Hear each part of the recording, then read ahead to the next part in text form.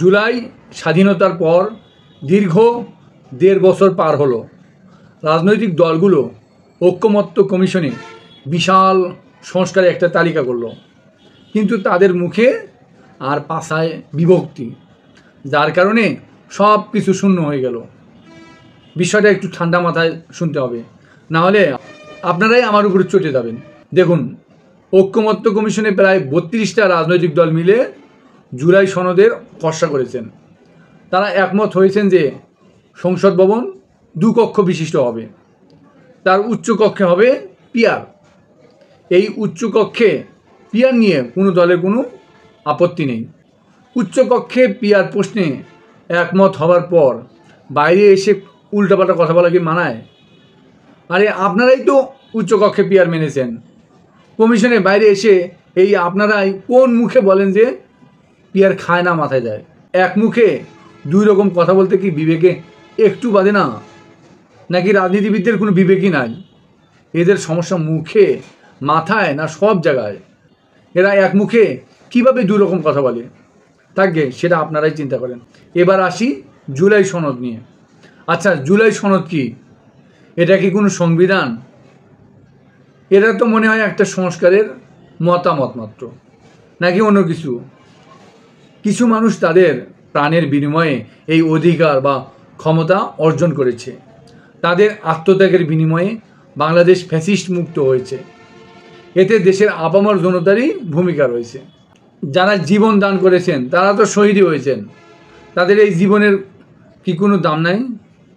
আমরা যারা সংগ্রাম করেছি আমাদেরও কোনো স্বীকৃতিও নাই, তাই বলে কি আমাদের সেই সংগ্রামে কোনো দাম নাই?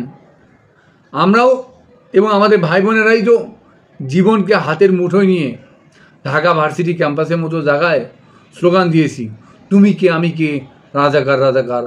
আমাদের অন্য অন্য আরও স্লোগান ছিল, গোলামি না আজাদি, আজাদি আজাদি, ভারত না বাংলাদেশ, বাংলাদেশ বাংলাদেশ, কোটা না মেধা, মেধা মেধা, চেয়েছিলাম অধিকার, হয়ে গেলাম রাজাকার। এই যে একজন রাজনীতিবিদকে দেখেন, নাম হচ্ছে ডক্টর এনায়েতুল্লাহ আব্বাসী। সে জুলাই সনদকে সংবিধানের সাথে তুলনা করেছে, আবার এতে ধর্মের ব্যাখ্যা যুক্ত করেছে। আপনারা শোনেন তার কথা। আর বর্তমান যে গণভোট, এটা যদি হয়, বর্তমান সনদকে স্বীকৃতি দেবার জন্যে যদি গণভোটে কোনো মুসলমান যায়, আল্লাহর কাছে তাকে কঠিন জবাবের সম্মুখীন হতে হবে। প্রশ্ন হলো কেন? সংবিধানে এই ধারাটা আছে, নীতি।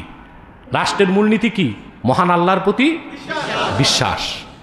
বর্তমান সনদে এই কথাটাকে বাদ দেওয়া হয়েছে। আমার মনে হয় এরকম লোকদের কারণে দেশে ধর্ম নিয়ে অধর্মের খেলা চলে। মানে হচ্ছে ধর্ম নিয়ে নাস্তিকেরা ইয়ার্কি ফাজলামি করে। আরে ভাই, সংবিধান এবং জুলাই সনদ কখনো এক নয়।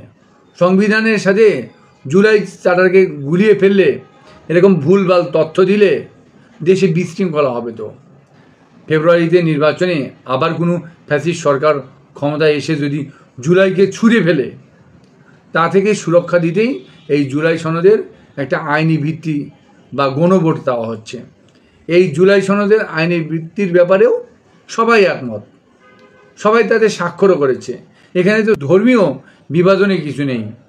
ভাই আব্বাসী সব জায়গায় ধর্মের কল বাঁধাতে যায় না, আর উল্টাপাল্টা ফতোয়া যে সে জায়গায় দিয়েন না। যা বলেছেন উজ্জ করে নেন। যেহেতু সব দল মিলে জুলাই সনদ খসড়া করেছে, তাতে স্বাক্ষরও করেছে, কত সময় নষ্ট করেছে, কত খরচ খরচা করেছে, এখন ওই সনদের আইনি ভিত্তির জন্য একটা গণভোটের কথা বলা হচ্ছে। তাতে এত টালবাহানা কেন? এখন খারাপ কথা বলতে হয়, তোরা যে সাক্ষ্য দিলি সেটা কি ছলনা বা প্রতারণা ছিল? আর এই গণভোট তো তেমন খরচ হয় না, খুব বেশি সময়ও লাগে না। দেখেন, এনসিপির নাসিরউদ্দিন পাটোয়ারি তো সরাসরি নাম বলল, বিএনপির একজন যে পরিমাণ চাঁদাবাজি করেছে, পুরো গণভোটে নাকি তার সিকিউ খরচ হবে না। এতে পাটোয়ারির বিরুদ্ধে মামলা হয়েছে, মামলা একবারে ভরে দেব। মানে ধান্দাবাজি, তাই না? যে শালারা আজ কথা কাজে আগে পাশে ঘরে বাইরে উল্টাপাল্টা করছে, ওরা ফ্যাসিস্ট আওয়ামী লীগ আমলে কি বালটা ছিঁড়েছে, কত যে ছিঁড়েছে সেটা সবাই জানে। 2023 সালে 28 অক্টোবরে ওই একটা দলের লাখ লাখ নেতাকর্মী তারা সমাবেশের অনুমতি পেয়েছিল, কিন্তু মাত্র 30 মিনিটের মাথায় সবাই গর্তে পালালো। পরে ফ্যাসিস্ট সরকার তাদেরকে ধরে ধরে জেলে বলল, আরে আমরাই তো জুলাই বিপ্লব করে ওদের মুক্ত করেছি। এই যে দেখেন, ওই দলের সালাউদ্দিন আহমেদকে আমরাই কিন্তু ভারত থেকে উদ্ধার করেছি, বেগম খালেদা জিয়াকে আমরাই সুচিকিৎসার বন্দোবস্ত করেছি। এই দলের লোকগুলো 16 বছরে ওই একটা বালুর টাকও সরাতে পারে নাই, এখন কিন্তু খুব হ্যাডাম দেখাতে আসছে। জুলাই সনদের গণভোট নিয়ে এখানে আপত্তি করছে, ওদের হ্যাডাম দেশবাসী জানে। এবার এনসিপির নাহিদ, ওই যে বামরাম, নাসিরউদ্দিন পাটোয়ারি, এবার ভিপি নুরের কথায় আসছি, এরা কেউই কিন্তু পড়ালেখার গণ্ডি এখনও শেষ করে নাই। জীবনে কোনো চাকরি পরীক্ষায় ফ্যাসিস্ট হাসিনার বৈষম্যের শিকার এরা হয় নাই। যেমন ধরেন যে ভিপি নূর মাত্র অনার্স পাস, সে এখনও মাস্টার্স পাস করে নাই। 2018 সালে আমাদের কোটা আন্দোলনে সামনে থেকে সে মার খেলো, তারপরেই সে ডাকসু বিপি হলো। ডাকসু বিপি হয়ে ডাকসুতে একটা আস্ত ঘোড়ার ডিম ছাত্রদেরকে উপহার দিয়ে এসেছে। সে কিন্তু ঠিকই ফ্যাসিস্টকে মা ডেকে বিশাল নেতা বনে গেছে। তার ফলাফল দেখেন, চলেন একটু হিসাব করে আসি। দেখেন, একজন মানুষ খুব ভালো বেতনের চাকরি করলেও সারা জীবনে সর্বোচ্চ ওই 2, 4, 5, 10 কোটির বেশি ইনকাম করতে পারে না। এই ভিপি নূর মাস্টার্স পাসের আগেই এই নেতা বনে গিয়ে তার চেয়ে অনেক বেশি কোটি টাকা ইনকাম করেছে। সমস্যা নাই, কিন্তু সে এদের যে ইনকামের যে শিক্ষাটা, এটা আবার এনসিপি আর অন্য থেকে এই শিক্ষাটা দিয়ে ফেলছে। দেখেন, কয় মাসের মধ্যে এই এনসিপির এই নেতাকর্মীরা ওই শিক্ষাটা পেয়ে এনসিপির বহু নেতা এখন চাঁদাবাজি মামলায় জেলে আছে। তাদের নাম এখন বলছি না। আমি কিন্তু এখানে বিএনপির চাঁদাবাজি বা বিএনপির যে নিজেদের নেতাকর্মীদের মধ্যে কাউকে পাথর মেরে হত্যা বা খুনাখুনি করেছে এগুলো কিন্তু বলছি না। এখানে শুধুমাত্র এনসিপির কথা বলছি। ওরা একেবারে এই এনসিপি জুলাই আন্দোলন বা জুলাই চেতনাকে মোটামুটি বত্তা করে খেয়েছে। মানে ধান্দাবাজিতে মাথা খারাপ হয়ে জুলাই সনদ বা গণভোট নিয়ে বিএনপির মতো বুলিয়ে ওড়াচ্ছে। তার ফলও কিন্তু ইতিমধ্যে ওরা দেখেছে।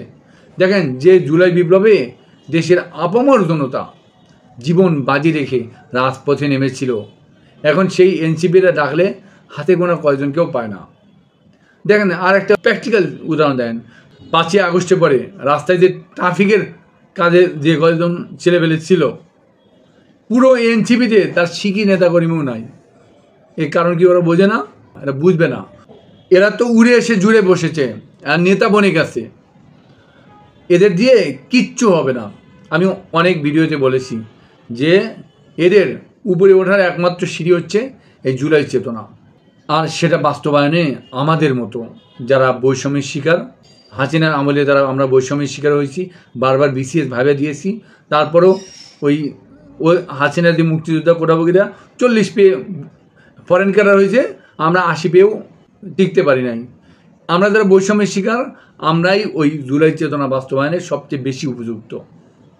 আমাদেরকে যদি একটা মন্ত্রণালয়ে দায়িত্ব দিত, মানে আমি বলছি, আমাকে যদি একটা মন্ত্রণালয় দায়িত্ব দিত, আমি দেখিয়ে দিতাম ওই মন্ত্রণালয়ে যারাই হাসিনার পাচাটা বা মুক্তিযোদ্ধা কোটাভোগী বা আওয়ামী সুপারিশে চাকরি পাওয়া, মানে এক চেটিয়া সমানে সারাই করতাম। তখন এই জুলাই সনদের জন্য এনসিপি নেতাদের এত কান্নাকাটি করতে হতো না। এই শাপলা প্রতীক চাইতে গিয়ে এদেরকে, এদের খতনা সারা ছোট বাচ্চা আছে না, যারা খতনা করে নাই, ছোট বাচ্চার মতো ওই অফুটানো শাপলা কলি নিয়ে ওদের দাবিকে বলি দিতে হতো না। এগুলো কেন হচ্ছে? এরা কি বুঝছে? এরা জুলাই চেতনা বলে ওই বিএনপি আর ভিপি নুরের মতো ধান্দাবাজির পথ ধরেছে। এরা বুঝবে কিভাবে? ওরা এক মুখে দু কথা বলছে। কমিশনে জুলাই সনদ খসড়া তৈরি করেছে, বাইরে বাস্তবায়নে এসে সেটা বাধা দিচ্ছে। ওই যে কমিশনে বসে উচ্চকক্ষে পিআর মেনে নিয়েছে, বাইরে এসে পিআরের বিরুদ্ধে বড় বড় সমালোচনা করছে। আপনার ওরা মুখে মুখে জুলাই সনদে আইনি ভিত্তি যাচ্ছে, এখন গণভোটকে অবৈধ বলছে। আর কত মুনাফিকি এরা করছে। সবশেষে আমি এদেরকে এই জুলাই চেতনা বাস্তবায়নে আহ্বান জানিয়ে আজকের মতো কথা শেষ করছি। ধন্যবাদ।